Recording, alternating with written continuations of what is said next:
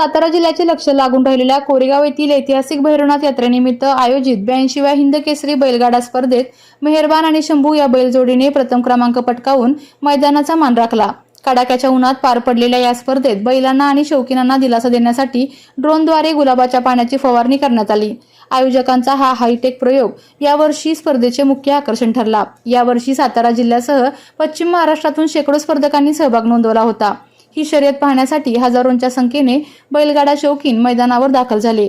सध्या साताऱ्यात उन्हाची तीव्रता प्रचंड वाढली असून ऐन उन्हाळ्यात शर्यत होत असल्याने बैलांना उष्णतेचा त्रास होऊ नये आणि प्रेक्षकांनाही उकाड्यापासून दिलासा मिळावा यासाठी मैदानावर असलेल्या नागरिकांवर ड्रोनद्वारे थंड गुलाबाच्या पाण्याची फवारणी करण्यात येत होती।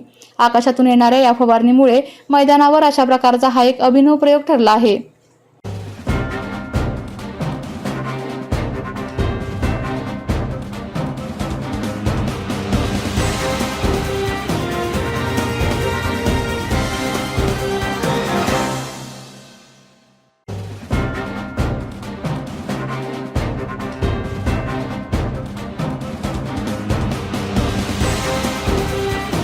आपल्या तालुक्यातील जिल्ह्यातील बातम्या सर्वप्रथम पाहण्यासाठी आजच सातारा न्यूजला यूट्यूब चॅनलवर सबस्क्राईब करा, लाईक करा, शेअर करा आणि बेल आयकॉन प्रेस करायला विसरू नका।